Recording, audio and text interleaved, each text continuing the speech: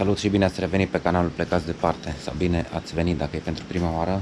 În filmul ăsta o să facem snorkeling aici în Gili Air. Chiar dimineața când m-am trezit, înainte să mă duc să-mi iau micul dejun aici unde stau, am văzut un pic soarele, dar după aia, după jumătate de oră a intrat înapoi în nori. Am zis că deja e a treia zi în care n-am văzut, sau bine am văzut un pic soarele.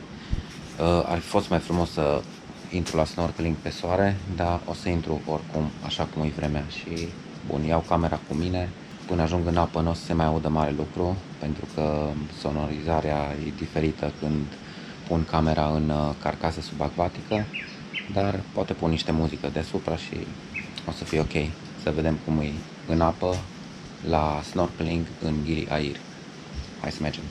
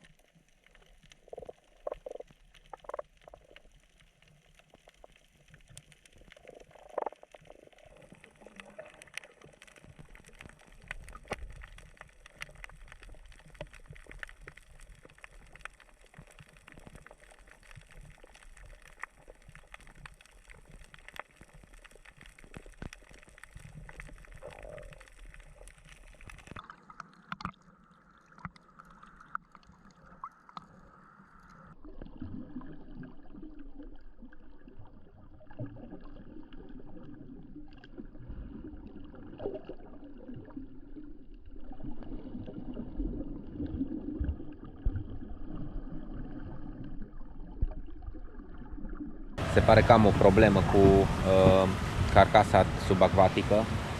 Noroc că și camera are un pic de protecție la apă. Îmi intra apă înăuntru, încă nu mi-am dat seama de unde și cum. Am ieșit afară, o las se uște, care are apă în interior în momentul ăsta.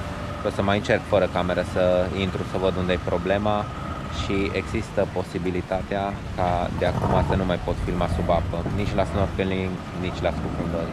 Ceea ce ar fi foarte trist, pentru că bun, din imaginile pe care le-am pus până acum nu se vede, dar locul ăsta și alte locuri din Indonezia sunt foarte frumoase pentru scufundări și snorkeling. Tot iese soarele câte un pic, culorile sunt mai vii.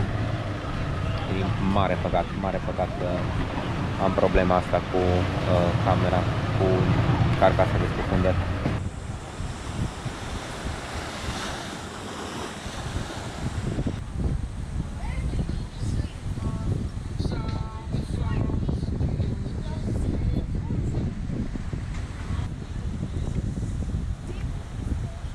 Așa e că arată un pic altfel acum cu soare. Păcat că nu putem intra în apă cu camera. Mă duc să o las acum la cameră și o să mă întorc să fac un pic de snorkeling și o să încerc să-mi dau seama mai târziu care e problema cu carcasa.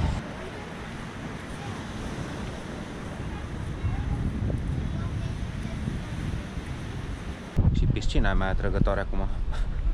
După ce am plâns o oră, m-am resemnat, n-am ce să-i fac momentan la carcasă, în sensul că nici n-am verificat-o, dacă o las prima dată se uște, după care o să intru în piscină cu ea goală, fără camera înăuntru, să văd dacă iară intră apă în carcasă, o să o iau probabil la o altă tură de snorkeling, dar după ce e uscată în interior, să mă scufund cu ea să văd dacă mai intră apă, cum, pe unde și așa mai departe.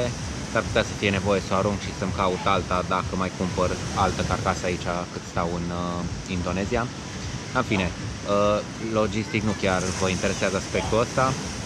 M-am resemnat oricum și cu snorkeling-ul, pentru că e apa foarte tulbure, nici nu merită, nu are rost să, dacă îi găsești undeva, dar nu-i cazul aici, un fel de lagună în care să nu fie valuri, atunci merită și pe vreme din asta să faci snorkeling.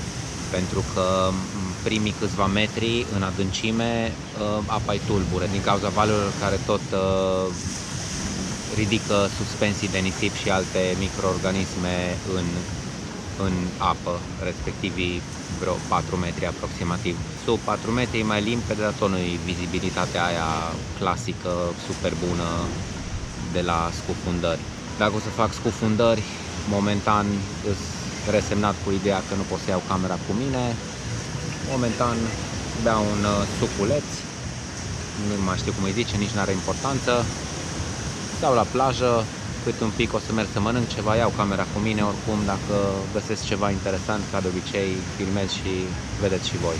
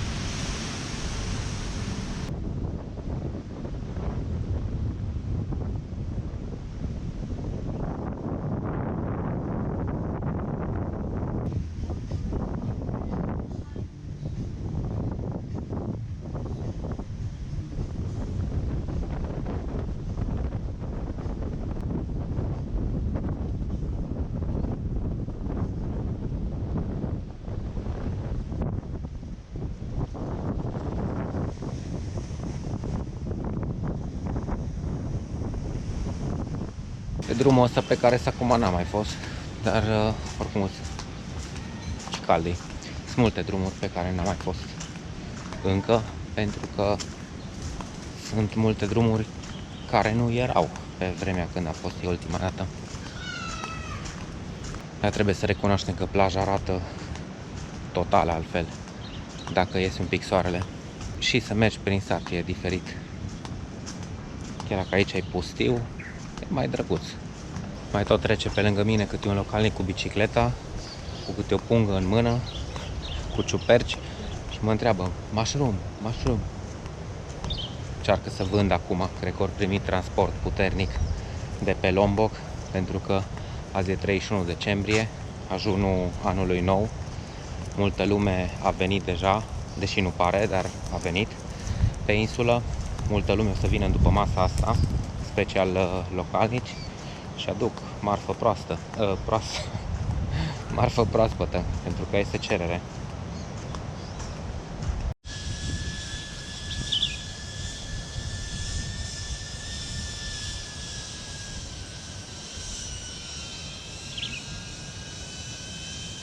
Acolo sus cineva a ridicat o dronă și păsările care aveau cui pe aici prin palmieri au început să atace sau să se facă că atacă drona respectivă.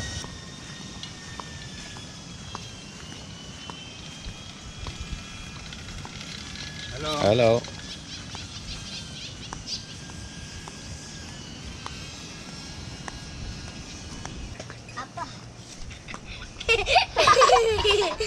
Hai. Hai. Hai. Sigur, copiii au învățat și ei ceva. O prostie, ca de obicei.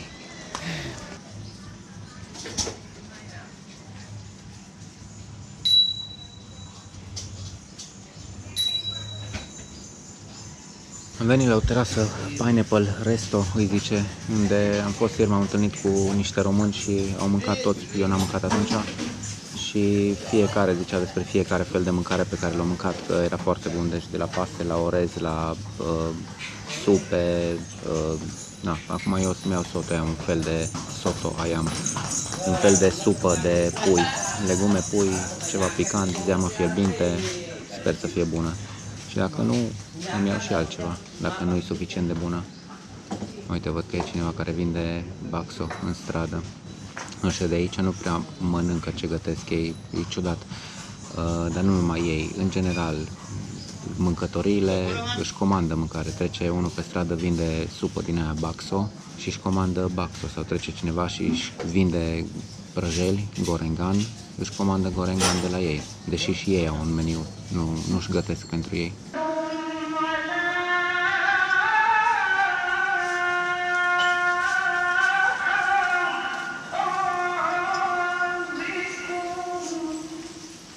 Foarte bine am mâncat și m-a lovit somnul, s-a norat afară, s-ar putea să nu fie niciun apus vizibil, așa că am zis că merg să mă întind un pic, să fiu apt pentru de seară la noapte, la petrecerea de Revelion, dar din păcate nu o să pot să iau camera asta cu mine, că o iau degeaba, nu filmează bine în condiții de lumină slabă. Dacă cumva nu mai găsesc nimic de interesant de filmat până la lăsarea nopții, la mulți ani pentru 2023, deși cred că voi o să vedeți filmul ăsta în vară, abia la anul, pentru că am foarte multe filmări pe care trebuie să le editez. O să am telefonul cu mine în noaptea de Revelion, deci dacă va fi ceva interesant, filmez cu ăla și așa cum va fi calitatea filmării cu telefonul, așa o să postez dacă o să merite, dacă o să fie ceva interesant de postat. Deci nu înseamnă că dacă ne luăm la revedere acum, încheiem total filmul ăsta.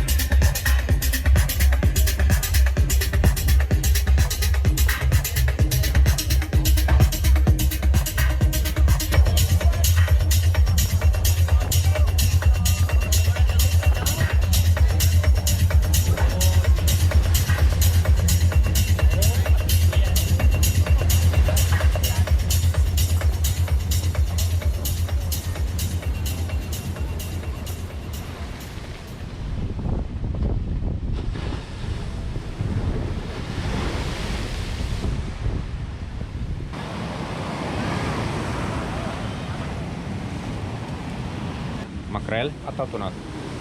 Macrel. Macrel. Ori prins un pește oamenii ăștia. Perapa mancing. Satu, aniaini? Yeah. Satu tapicuat yang satu. Satu tapi kuat. More closer. More close. Kita kayak ikan aja. Nih ikan. Look. Look this one man. Look at this. Oh, sekitar 7 kilo beratnya. Dia timbangan. Zicea că vreo 7 kg are peștele ăsta pescuit la undiță, nu la plasă. Acolo e și undița. Prima zi din 2023, e după masă, aproape seara, mai sunt vreo 2 ore până se face seară. Cu puțin noroc poate prinde răsăritul astăzi, că pare ușor, un pic mai limpede cerul, dar oricum n-am speranțe în direcția asta, că până acum nu s-a văzut niciun apus. A răsărit, am zis, apusul am vrea să-l prindem sau aș vrea să-l prind. Restul zilei, jumate am dormit-o după noaptea de Revelion. N-a fost cel mai tare Revelion din viața mea, dar a fost ok oricum, nu am de ce să mă plâng. În fine, astăzi dimineața m-am tot plimbat pe plajă, am băut vreo 2 cafele, am mâncat cu haine pe mine că eram un pic roșu după ziua de ieri, pe piele. Și acum am ieșit la o plimbare cu camera, dar înainte, mai devreme, n-am ieșit cu camera. Să mai filmăm un pic pe aici, pe insulă.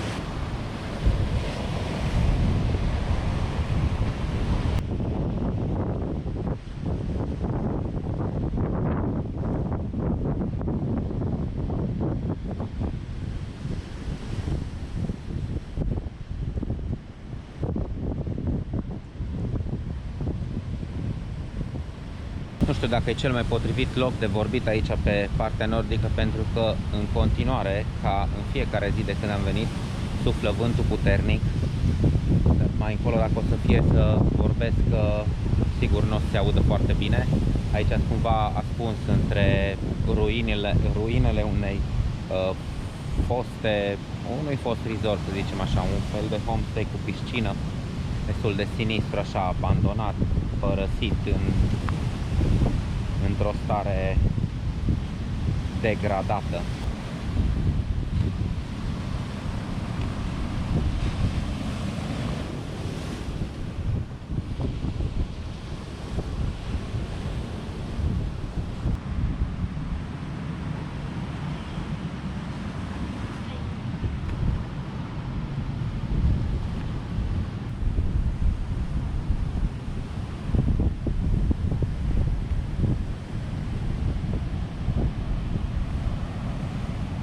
Conștient că puțin se repetă imaginile pentru că nu-i mare insula și deja am făcut un ocol pe toate părțile în filmele anterioare, dar puțin noroc s-ar putea să prindem niște culori interesante la apus.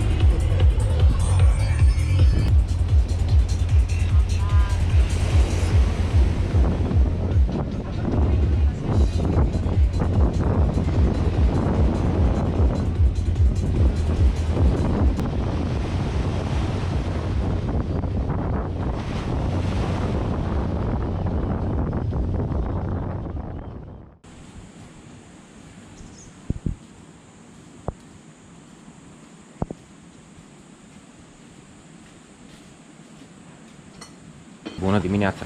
Astăzi o să mă mut, adică deja aproape m-am mutat, acum mai termină de curățat camera la Alibaba. Aveam oricum 2 cazări, dar am schimbat-o pe a doua cu asta, că am intrat în 2-3, m-am uitat, îmi plac condițiile, cam la fel, prețul aproape jumătate cât am plătit pe primele 4 zile. Și în fine, e relativ dimineață, mai trebuie să curăț un pic camera, să o aranjeze, nu știu ce, dar aici o să stau încă 3 nopți.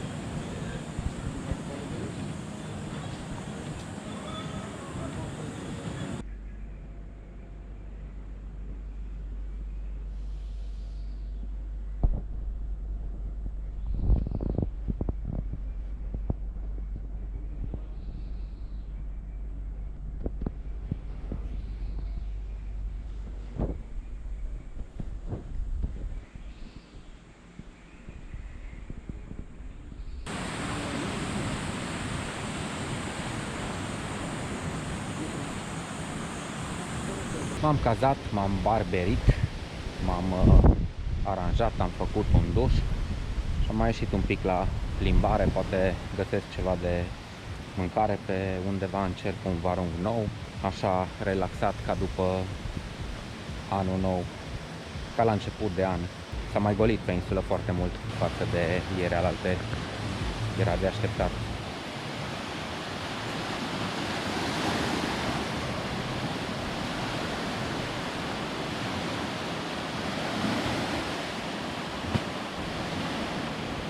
Și în largă, valurile sunt mari. Sunt curios dacă peste 2-3 zile, când o să trebuiască să plec, dacă o să meargă barca rapidă înapoi spre Bali, că acum sunt mult mai mari decât cum erau când am venit și plecarea mea va fi la miază, când sunt și mai mari decât dimineața valurile.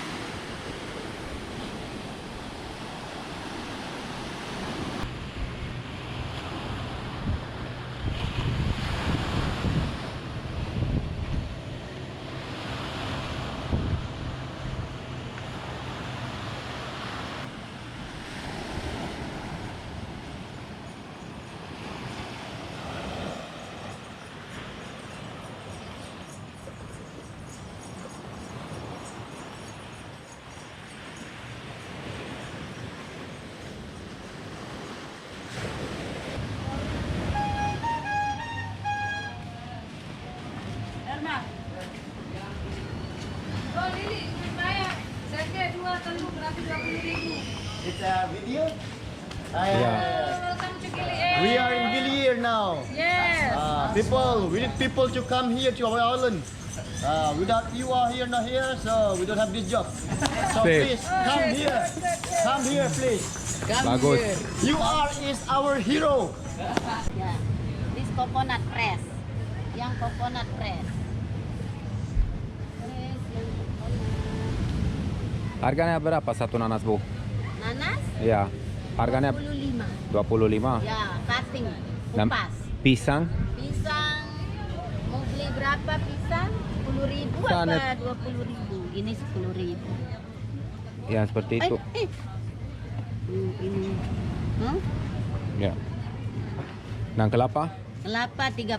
30. Ya. Hai că am mai dat un check la prețuri la legume, numai că sunt un pic mai scumpe, nu tragic mai scumpe decât în alte locuri. 25.000 un ananas sau 20 cât o zi. Da, în Bali e 10.000, dar era un pic mai mare. Și ți-l curăță, deci îl mănânci pe plajă.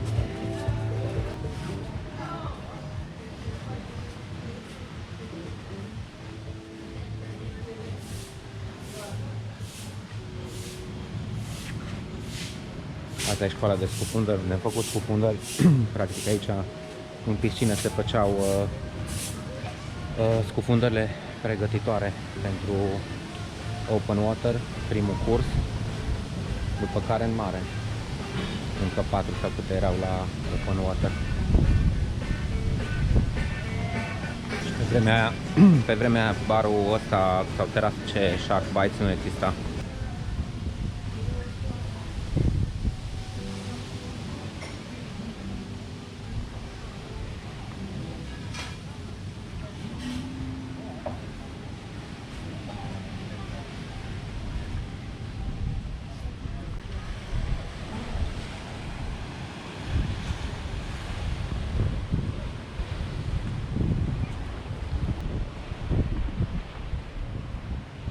ce dezastru cu gunoaiele astea.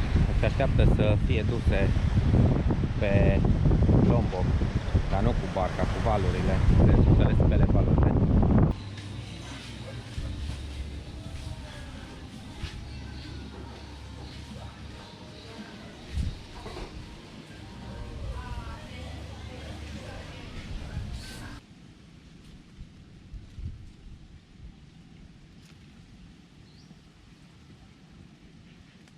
M-am mai oprit odată la doamna Atica, tot am venit în fiecare zi așa într-un fel de vizită, nu prea povestim mai nimic, dar mai trec pe aici să știm că existăm cum ar veni. Ne-am adus o cutie din asta de bomboane, nu bomboane, biscuiți cu ciocolată, ce mai mi-au și eu să mai mic ciugulesc seara. I-am lăsat și ei un pachet din ăsta. Mă aștept că m-a întrebat dacă vreau cafea, am zis că vreau cafea, e vreme de cafea.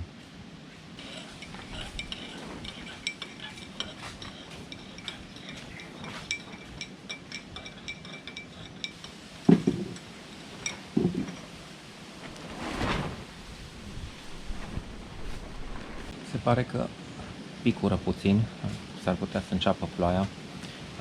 Astăzi nu e zi bună de mers cu barca, am trecut prin port pe la firma cu care urmează să merg înapoi spre Bali și zicea că cel puțin astăzi nu merge barca rapidă, fast boat, la care am biletul și cumva ei substituie respectiva călătorie că te duc în portul de la sud de Mataram, în Bangsal, parcă îi spun, nu mai știu exact, de unde te plasează pe barcă lentă, ferry, barcă din aia mai mare, da, care toată experiența aia durează aproape o zi, deci sper să nu ajungem acolo, că de aia mi-am luat barcă rapidă ca să nu pierd o zi întreagă pe drum. Mai sunt 3 zile, poate se mai îndreaptă vremea, poate prindem o fereastră cu valuri corecte care să permită bărcilor rapide să meargă pe mare. Dar da, vremea asta nu ajută deloc, am așa o stare de moleșală, deși acum am vrut să beau a 3-a cafea și jumătatea zilei abia, tot înorat, suflă vântul.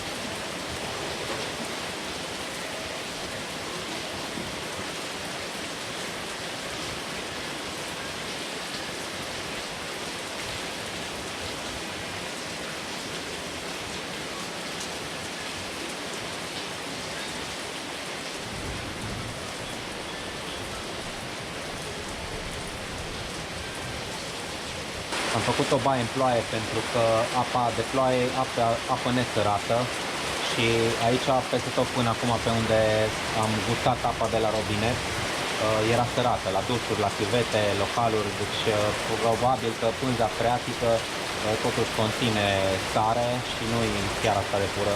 Am văzut unii au, spre exemplu, niște bazine de colectare, colectează apa de ploaie și o refolosesc apoi la duș, dar încă n-am simțit apă dulce nicăieri.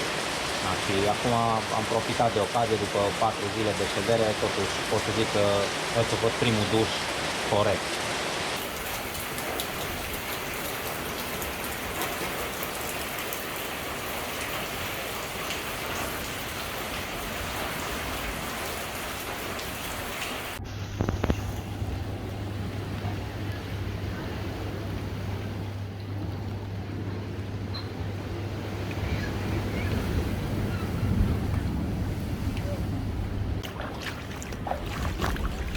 Ploaia a durat cam o oră, acum filmez cu telefonul, nu mi-am mai luat camera, dar văd că afară pe faleză e aproape râu, în sensul bălți imense de apă.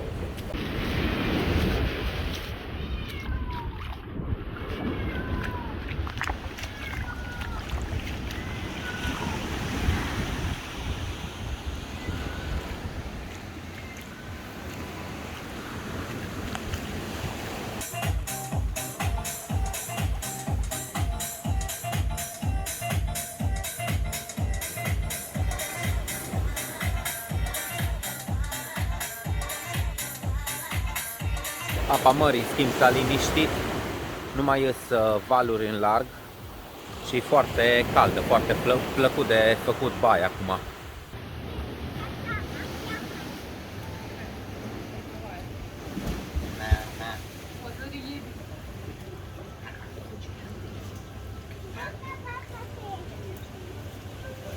Și dacă tot vorbim de mare, cu toată bunăvoința, și dacă mai merg la snorkeling sau să fac scufundări, nu o să pot să iau camera cu mine, pentru că mai devreme când am făcut baie în piscină, am probat carcasa subacvatică și într-adevăr intră apă pe undeva, deci o să o arunc și să văd când mă întorc în Bali, poate caut alta, sper să și găsesc, o să văd.